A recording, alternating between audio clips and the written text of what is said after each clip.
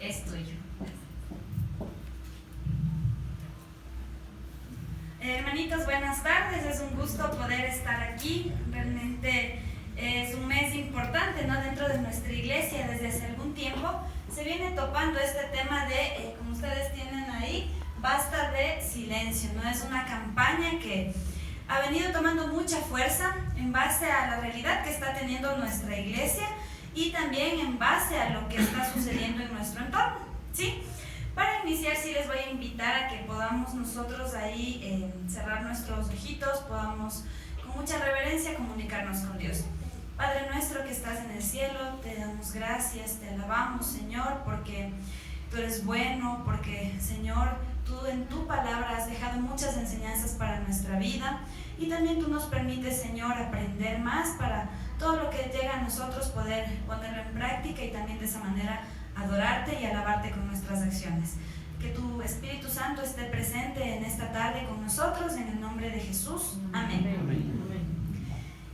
Para iniciar, sí me gustaría aclarar algunos conceptos y en base a la actividad del concurso bíblico voy a pedir 2 voluntarios.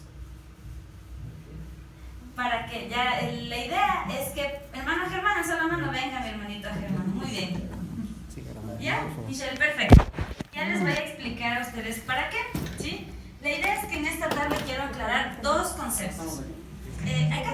Acá ya les voy a explicar a ustedes qué es lo que vamos a hacer.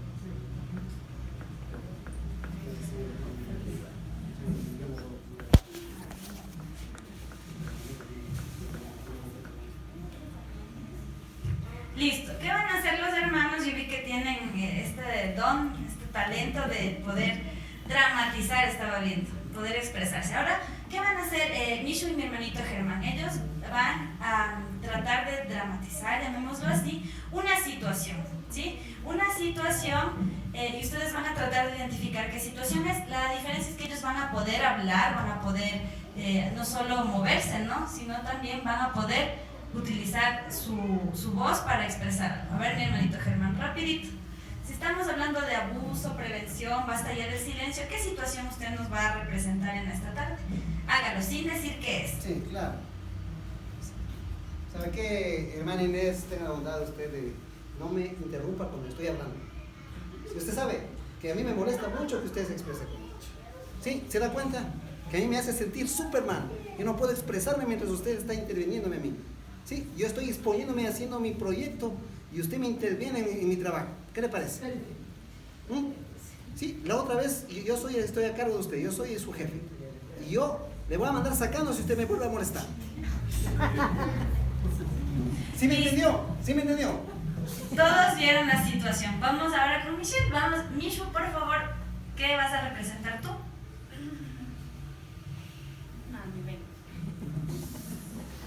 Más confianza. ¿Es una dramatización? No digas.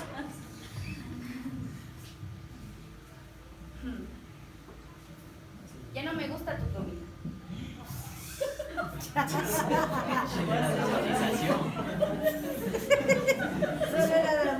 Es que ya no me gusta, mami, o sea, porque está toda fea y no le pueden ni siquiera un limoncito.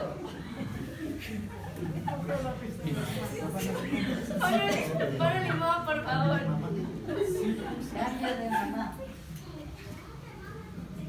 No tienes que ser una mamá así, mami. No me gusta que me digas así. Esa blusa no te queda bien. No te queda bien. Ya te he dicho muchas veces que esa blusa no te queda bien.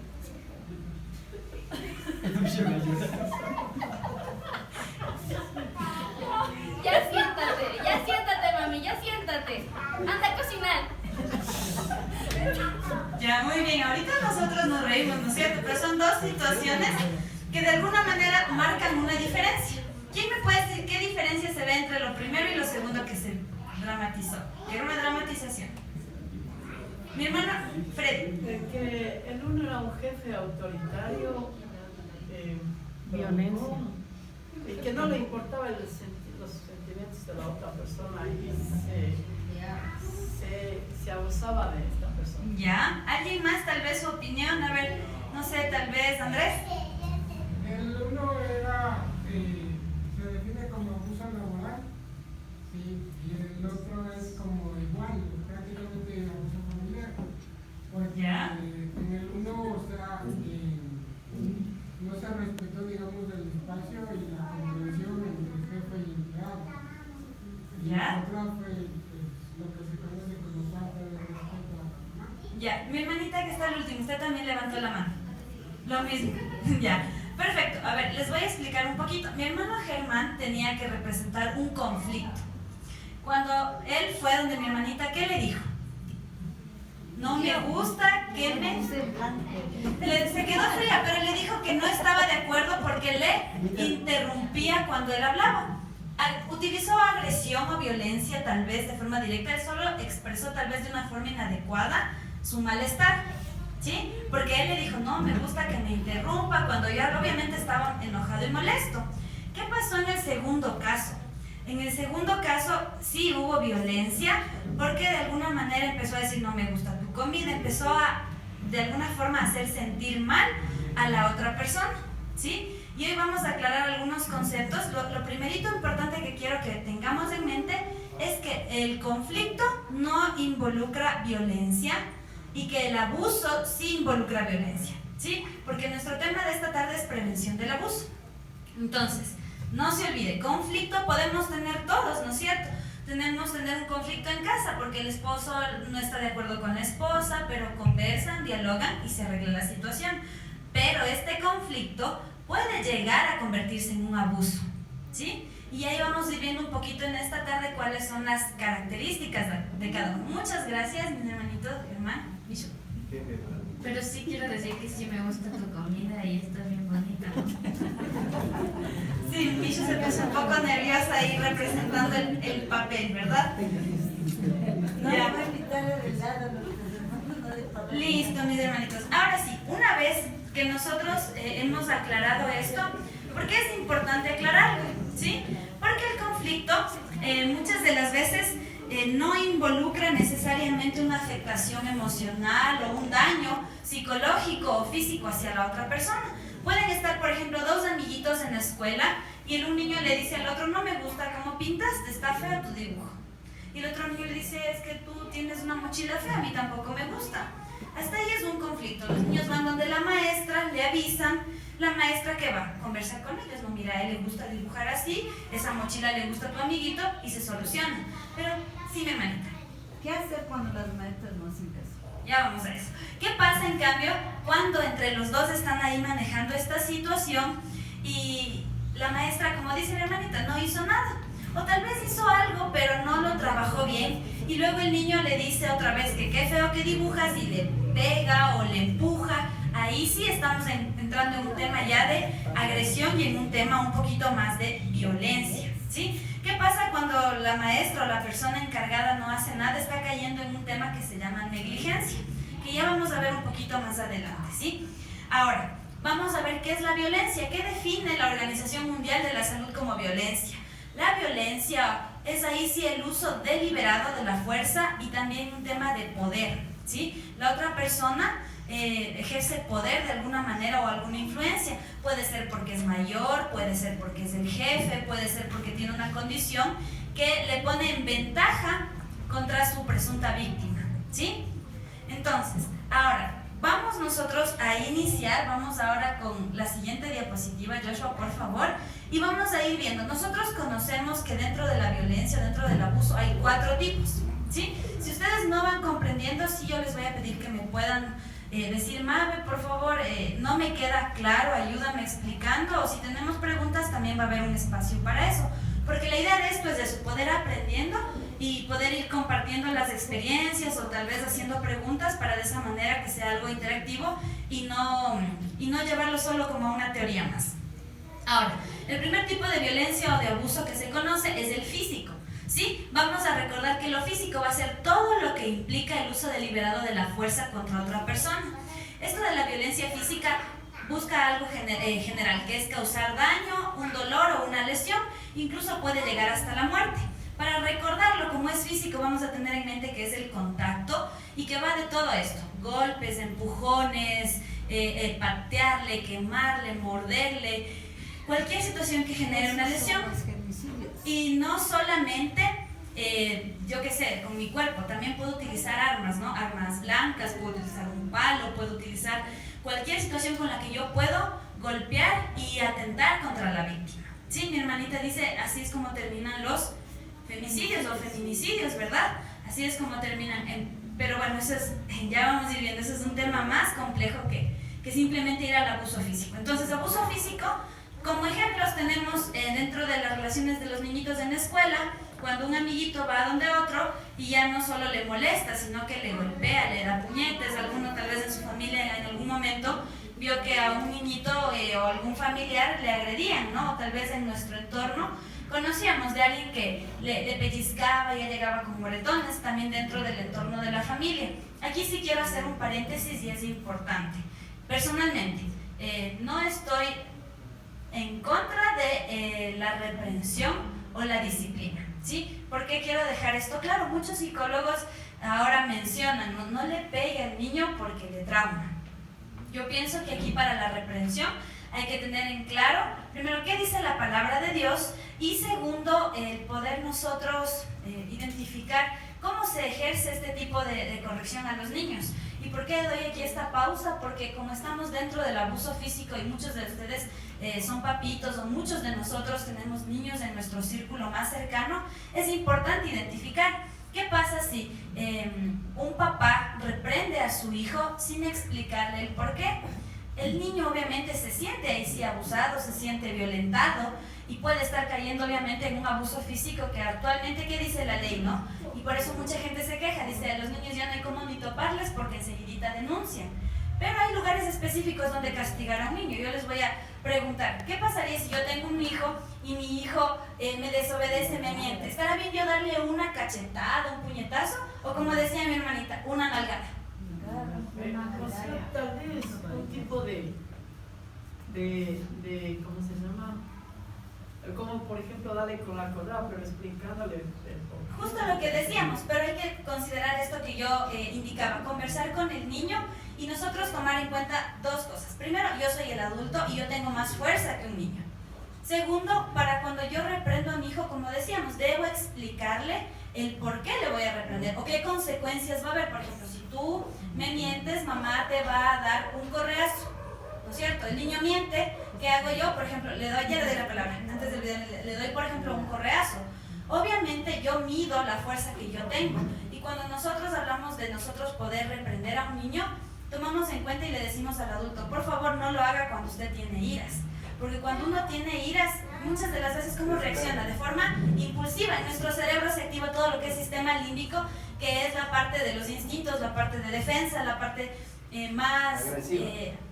¿dónde está la parte de la agresividad? Exacto. Entonces, claro, ahí uno saca y le da, mientras que si uno le reprende calmado, le dice, a ver, mi amor, tú me desobedeciste, mamá no quiere hacerlo, pero tiene que, así que con mucho dolor te voy a dar una nalgada, pues lo hace de una forma calmada. Eso es diferente en cuanto a la reprensión. Mi hermanita. Yo soy mamá y yo tengo dos hijos. Al primero, digamos, le castigué de forma física, pero cual me arrepiento absolutamente. Tomé la decisión hace algunos años de no volver a tocarle ni siquiera una nalgada, porque ¿cómo le dices a tu hijo, no pegues a un niño si vas tú como adulto y ahí aprovechas como digamos tu estatus y le pegas? O sea, eso es una incoherencia total. Entonces es mi punto de vista, ¿no? Entonces, pero yo no volví a hacerlo. Hay maneras, mil maneras de que un niño entienda. Los niños son supremamente inteligentes. Y los niños de ahora más todavía. Exacto. Y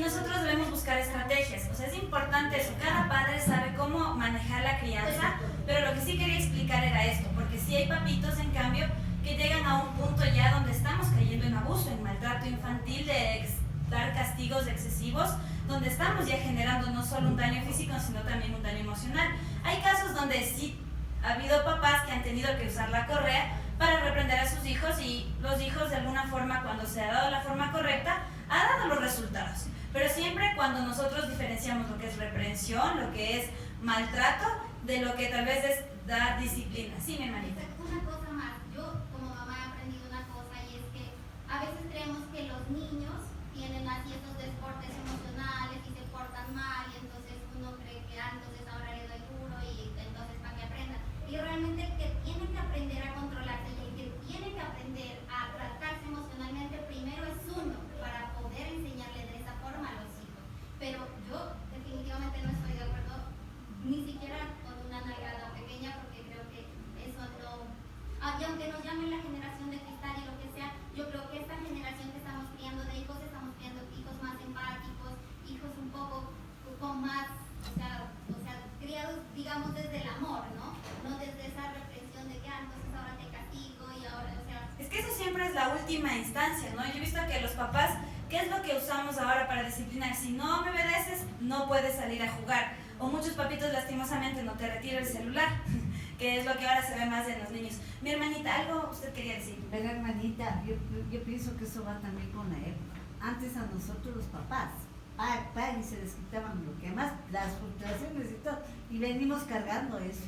Y también con nuestros hijos, ya son grandes, pero también nos Lo que decía mi hermanita nos decía... Pero hermanita, lo que yo me refiero que eso fue una realidad, y a pesar de eso, la gente anteriormente no se presentan tantos problemas como en la actualidad.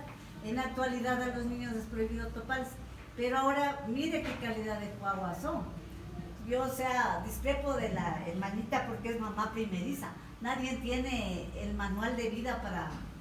Bueno, aquí es importante, ¿no? Que cada realidad, cada hogar maneja la situación. Lo que yo sí quería dejar en claro antes de continuar es que sí hay una diferencia entre los padres que optan por este tipo de disciplina, mientras que los papitos que igual dicen que no se les debe topar absolutamente nada porque de alguna manera se les afecta. En realidad, en la palabra de Dios, ¿qué nos dice? ¿Sí? Instruye al niño en su camino. Instruye al niño en su camino. Pero Proverbios, ¿qué más nos dice? No se pasará de... Que la vara y la corrección es un alivio para la madre. Ya, perfecto, pero ahí sí hay que tener en cuenta eso, de que no caigamos en el maltrato, y lo que decía mi hermanita era cierto. Muchas de las veces nosotros nos desquitamos con los niños, y como tal vez usted dice, venimos cargados de nuestros traumas, de nuestros problemas que hemos venido arrastrando desde cómo fuimos nosotros criados. Pero incluso cuando va a terapia un papá con su hijo, el psicólogo que maneja una terapia adecuada, ¿a quién le da los consejos? Es a la mamá. Yo no le puedo decir al niño, verás, mijito, por favor recuerda que tu horario de comida es a la 1, los desayunos es a las 6:30 y la merienda es a las 7. ¿Yo con quién tengo que hablar? Con el adulto. Y yo le digo al adulto, mire, usted tiene que manejar un horario con su hijo, usted es la persona encargada, ¿sí? Entonces, respetando el punto de vista de cada uno, porque eso es lo importante en esta tarde, también es necesario aclarar esta situación, ¿sí? Llegar a un punto de equilibrio. Nosotros no podemos decir, yo jamás le voy a tocar. Puede que a algunos papitos les funcione, pero puede que a otros no, ¿sí? Eso es muy claro tener, y en los papitos que disciplinan a sus hijos, no caer en esto, no caer en lo que es el abuso y a ejercer violencia. Porque claro, ¿cuál es aquí el objetivo? Que a la larga o a la corta va a haber aquí afectaciones en el cuerpo. Y ahí vamos a la siguiente diapositiva, por favor, Joshua, que también nos dice a la mente. Sí, mi hermanita. En mi experiencia, antes, cuando no conocía al Señor, cualquier cosa se me venía a la mente para reprender a los hijos. Pero ya conociendo al Señor, basta hablar con ellos, conversar un ratito, sin tampoco alargarse tanto. O sea, decir lo que se debe. Y si eso funciona, creo que es suficiente. Y aquí es importante algo que mi hermanita mencionaba. Ella decía, ¿cómo yo le pego y luego le digo no pegues a otros niños? Es el ejemplo. ¿Cómo yo les educo a mis hijos y le digo no mientas? Si yo mismo muchas de las veces miento y el niño ya se da cuenta. Entonces sí es importante en la crianza tener eso y considerar esas como variables que se pueden dar. Y el siempre hablar claro con los niños, como decíamos, los niños entienden y si nosotros les anticipamos, ellos van a saber qué es lo que va a suceder. Y ahí también sí es importante, si yo le anticipo y le digo, si tú no me obedeces, yo te voy a castigar, y le venimos repitiendo lo mismo y nunca le castigamos. La palabra de nosotros, ¿va a tener validez para ese niño? No va a tener validez. Sí, entonces es importante, lo que yo le digo, le cumplo. Muchas de las veces a los papitos se le dice, si usted le dijo no, aunque le dé pena, aunque esté con tristeza de ver al niño, cumpla, porque ahí el niño va a decir sí. Y el poder hablar con ellos es importante, porque ellos ya saben que toda acción tiene una consecuencia, ¿sí? Y nosotros ahí les educamos también es en base a nuestro ejemplo y a también los valores que nosotros vamos teniendo, ¿sí? Que ellos vayan luego reproduciendo. Lo que sí es muy importante para los padres que en algún punto han utilizado la reprensión o el castigo físico, y de alguna forma, de acuerdo a la psicología y también que se corrobora con los libros de la hermana Elena, nos dice que hasta los 9 años, sí, hasta los 9 años, ¿qué pasa? Yo voy a tener un adolescente de 16 años, no me obedece y dándole ahí con la correa, primero ya ni les duele. Y ellos mismos dicen, y yo he visto adolescentes que dicen, ya no me duele, dame más duro, ya no me duele, ya no les importa, y es porque tal vez yo no hice un trabajo adecuado desde que él era pequeño para que ahora llegue a este punto y ese castigo no surta ningún efecto. Pero también he visto papás que simplemente, como decía mi hermanito Freddy, con una conversación corta le decimos algo y al hijo le mató en el sentido de que, no, ¿cómo le estoy haciendo eso a mi papá? ¿Cómo le estoy defraudando? Y todo le enseñamos es en base al amor que nosotros le damos. Porque ¿cuál es el objetivo de un padre? Es enseñar con amor y de esa manera nosotros como padres reflejarle el amor que Dios tiene hacia nosotros, la gracia, el perdón, ¿sí? Porque esa es la forma en la que deberían nuestros hijos también aprender del amor de Dios, ¿sí? Yendo al siguiente tipo de abuso, que es el abuso más común y que muchas de las veces nosotros no le damos la importancia, es el psicológico, que también se conoce como emocional. Aquí sí va todo lo que daña al bienestar emocional y a la autoestima de una persona. Y esta es una gama muy amplia que va desde insultos, es decir, empieza con lo verbal, ¿sí? Humillaciones, amenazas, manipulación, aislamiento social, desprecio, cualquier otra forma de maltrato verbal o no verbal que cause sufrimiento psicológico. Yo recuerdo a una persona que cuando se peleaba con su pareja, él le decía, no te voy a hablar. ¿Será violencia psicológica eso, abuso psicológico? Sí, claro. Es abuso psicológico y a veces uno dice, no, porque ¿qué daño le puede estar haciendo? Pero en realidad, mire, aquí nos dice todo lo que sea un maltrato verbal o no verbal.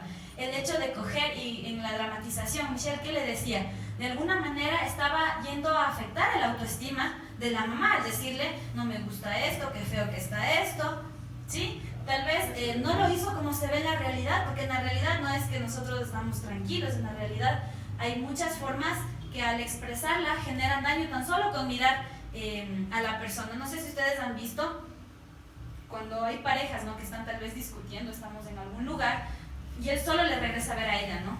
Y con la mirada que pasa muchas de las veces, a veces con la esposa, cuando uno se da cuenta que es víctima de violencia, se agacha, se pone nerviosa. Todo esto es lo que involucra el abuso aquí psicológico. Igual los efectos son bastante complicados. Ahora, que el abuso físico vaya de la mano del psicológico, sí, porque cuando usted le castiga a alguien o cuando vemos que hay maltrato físico, no es que solo le pega calladito, ¿no es cierto? Por lo general le dice tonto, le dice alguna ofensa y va el verbal o dentro de lo que es psicológico con el físico, ¿sí? ¿Hasta ahí alguna pregunta? Ya. Vamos con la siguiente diapositiva, el tercer tipo de abuso, que es uno de los abusos más fuertes con los que cuando uno conoce de esta situación, realmente es, a veces uno dice cómo la gente puede ser tan mala de dañar a los niños. Dentro del manual que se dio de Basta de Silencio, las estadísticas eran bien alarmantes y solo era en el país de Brasil. Y nos decía que cada 2 minutos existe una violación. Entonces realmente cuando yo me quedé leyendo dije, es algo muy fuerte. Es algo muy fuerte. Nosotros hablamos que cuando existe ese tipo de abuso sexual a un niño, niña o adolescente, es una persona menor de 18 años, ¿sí? Entonces, nosotros decíamos, ¿cómo serán las estadísticas en nuestro país? Y yo me puse igual a leer y realmente las cifras son alarmantes. Y nos decía que, bueno, de acuerdo a las estadísticas que había en el 2023, decía que los homicidios, por ejemplo, en niños era de 770 homicidios en el año. Entonces yo era como que decía, y en comparación a años anteriores, decía, el aumento ha sido de un 15% cada año, de forma exponencial, de acuerdo a los estudios. Igualmente decía, dentro de la violencia en el aula, la violencia intrafamiliar, que esperaríamos que ya no se dé, ¿no? Por el tema de que tal vez ya hay más información, con la información nosotros podríamos manejar de una mejor forma, tal vez la disciplina en nuestro hogar, pero que aún así esto se mantiene, ¿sí? Entonces, esto sería dentro del abuso sexual, y aquí nos dice que es cualquier actividad que se realiza sin el consentimiento de una persona. Sí, mi hermanita. A mí me alarma que en los colegios, en las escuelas, los profesores no hacen nada. Hay huevos que hacen bullying bien feo a los niños, por eso algunos niños llegan al suicidio. Y los profesores absolutamente no hacen nada. Mi hermanita, justo yo trabajo en una institución educativa y el día de ayer estábamos capacitando a los profes.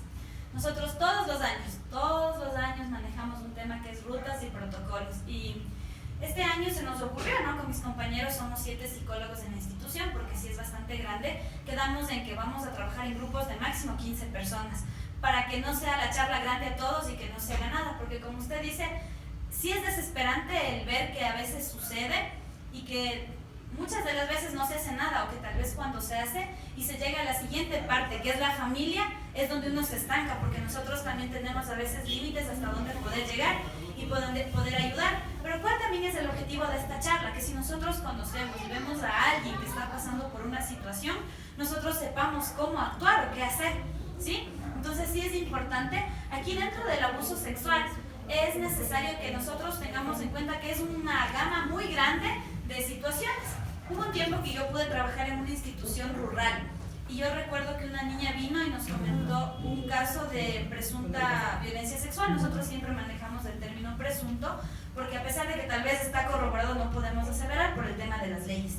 Pero cuando nos dijo que el tío le había topado sus partes íntimas, nosotros le notificamos a la madre dentro del proceso que hacíamos. Y la mamá dijo, pero no le violó, no es abuso sexual, no le violó. A mí también me hizo lo mismo mi familiar, y a mi mamá le pasó lo mismo, y a mi hermana lo mismo, y a mi sobrina lo mismo. Entonces, imagínense un poquito, muchas de las veces tal vez la ignorancia, el desconocimiento, el grupo social al que se pertenece, porque era de un grupo rural, de la zona rural de Quito, sí lleva a que por desconocimiento, la mamá en este caso decía, pero no, está exagerando, sí, eso no es nada, le decía. Entonces, imagínense también, ahí va desde eso, va desde el topar a un niño, va desde el tema de fotografías, desde el tema de las palabras. Muchas de las veces, las que a veces pasan como que la mayor de situación incómoda son las señoritas. Y ustedes han de tener en su familia o conocen a alguien que tal vez estuvo pasando por la calle y recibió algún tipo de comentario que sí afecta. O sea, si yo me pongo a preguntar de uno en uno y le digo, tal vez usted conoce a alguien o a usted mismo cuando estaba pasando por la calle, alguna persona le dijo algún comentario muy feo, o ahora la campaña que se realiza dentro del metro, de los buses, que es de la palabra cero acoso, ¿no es cierto? No sé también cuántos de los centros comerciales dentro de los baños leen, no sé, dentro de los baños por donde yo vivo, veo que hay un anuncio, digamos así, donde dice, si tú eres víctima de esto, avisa, si te están haciendo esto, no te quedes callado. Porque claro, a veces decimos, como no hubo penetración, no hubo violación o el acto carnal consumado, no pasa nada, no es un delito sexual. Pero en el cerebro del bobo ya está. Pero exacto, por eso va desde todo, desde incluso insinuaciones de que qué bonita que estás, y ya con palabras más luego subidas de tono. O sea, el mismo hecho de los comentarios que se dan, son los que están ahí afectando, ¿sí? Entonces es importante que dentro de este abuso sexual nosotros ahí vamos a ver que hay un montón de manifestaciones dentro de los niños, niñas y adolescentes, ¿sí? Ahora, cuando nosotros hablamos de violencia, vamos a ir a ver el último tipo para, pasando eso, poder ver cómo nosotros identificar. El último es un tipo muy importante, y este tipo de violencia solo los adultos podemos ejercer hacia los niños, ¿sí? ¿A qué me refiero? ¿Entre dos niños se pueden pegar físicamente? Sí, se pueden pegar y es violencia o abuso físico. ¿Entre dos niños se pueden ofender, insultar, amenazar, intimidar? Sí. Entre dos niños o un adolescente y un niño puede haber un tema de violencia sexual, ¿sí? Incluso entre niños pequeños, y nosotros lo llamamos como prácticas abusivas sexuales, pero puede darse. La única diferencia aquí es que la negligencia es el único tipo de abuso o de violencia que ejerce un adulto hacia un menor. ¿Por qué motivo? Porque es cuando se descuida la protección o el cuidado de las necesidades básicas de una persona. En este caso, la protección de sus derechos básicos, la comida, la alimentación, la comida y la alimentación es lo mismo, la salud, ¿sí? ¿Qué pasa con los niños cuando van a la escuelita, por ejemplo, llenos de piojitos, y sin bañarse? No les cuidan. Nosotros asumimos que en la casa algo está pasando. Si llegan con la ropita con un olor desagradable, si tal vez está con desnutrición. Hemos tenido, cuando se trabaja con niños, casos de niñitos que tienen sus dientes muy lastimados por el tema de que no se ha dado un tratamiento odontológico. ¿Y de quién será el descuido? ¿Del niño que no fue a tomar un turno? De los padres, porque es la obligación de ellos velar porque sus derechos básicos sean cubiertos. Y no solo en cuanto a los derechos que están en relación a nuestra salud, en relación a la parte física, sino también a la parte de amor y de afecto, ¿sí? ¿Qué pasa cuando hay niños que nosotros les vemos así como solitos, aislados, o que buscan que les abracen? ¿Qué pasará con esos niños? ¿Será que en su casa no tienen afecto? De alguna manera también se está viendo ahí afectación. ¿Qué pasa cuando el papá le deja de mandar a clases al hijo? ¿Habrá negligencia o no habrá negligencia? Sí, porque ¿qué nos dice la ley? Que el estudio es un derecho del niño y su derecho está siendo vulnerado. Entonces aquí es importante que si nosotros conocemos de cualquiera de estos tipos de violencia, tomemos acciones. Ahora, facilito, ¿cómo identificamos que un niño es víctima de cualquier tipo de violencia? ¿Qué se imaginan ustedes que se puede evidenciar? En lo físico, que es lo más elemental. Los moretones, los rasguños, tal vez. Exacto, en lo físico tal vez lo visible. Es que callado, tal vez. Ya, vamos más allá. Ahora, también cuando es víctima de algo físico y también ya de algo más, que puede ser cualquiera de estos 4 tipos de violencia, nosotros tenemos consecuencias de cambios en el comportamiento. Un niño que tal vez antes hablaba y que ahora ya no habla, ¿sí? Usted puede ver, hay niños que antes se reían, compartían y luego pasan a estar solitos en una esquina y luego pasan llorando, o por el contrario, estos niños que antes eran muy sociables o tal vez eran tranquilos, ahora pegan a los otros niños sin ningún motivo, como dice mi hermanita, llegan a hacer bullying. Y aquí sí quiero aclarar también, una cosa es cuando los niños se molestan y hay un conflicto, pero el bullying ya es cuando es reiterativo, cuando esto está todos los días, que todos los días le dice fea, que todos los días le dice 4 ojos, que todos los días le quita la comida. Ahí ya es un bullying, es un acoso escolar, porque eso es el bullying, ¿no es cierto? Entonces, cuando nosotros vemos que los niños de alguna manera empezaron a tener estos comportamientos, a nosotros como adultos nos dice 2 cosas: o él está viendo eso en casa, o en la televisión, o en los videojuegos, o en donde pase, o a él le sucedió algo. Porque ¿por qué otro motivo el niño de un momento a otro presenta un comportamiento que está fuera de lo esperado para un niño de, yo que sé, 8 años, de 10 años, que debería ser un niño que no tiene un problema tal vez de tengo deudas, tengo problemas en mi hogar o cosas así? Mi hermanita. Una pregunta, ¿qué es el síndrome del ATP? ¿Qué significa? Síndrome del ATP. Bueno, yo me sé el del síndrome, me parece que está en inglés, pero del estrés postraumático. Es cuando un niño es víctima de violencia, me parece que están las siglas en inglés, es víctima de violencia y de alguna manera en ese momento no es que presentó alguna demostración de que estuvo afectado, pero cuando ya pasa un poco el tiempo empieza a presentar este temor, comerse las uñas, estar callado, llorar, por ejemplo niños que ya controlaban esfínteres de empezar a hacerse pipí en la noche, todo este tipo de situaciones. Este síndrome es muy conocido cuando los niños exactamente son víctimas de algún tipo de violencia. Y aquí hay que tener en cuenta que cuando la persona que ejerce violencia logra controlar al niño, ¿por qué? Porque hay una diferencia de poder, llamémoslo así. Entonces, claro, yo le agredo porque tal vez soy más grande, o yo le agredo porque aprendí a manipularle, o yo le agredo porque soy el adulto. Lastimosamente se ha dado que muchos de los casos de violencia sexual quienes agreden son personas que ejercen algún tipo de poder. Es triste, pero pueden ser maestros, pueden ser personas de la familia que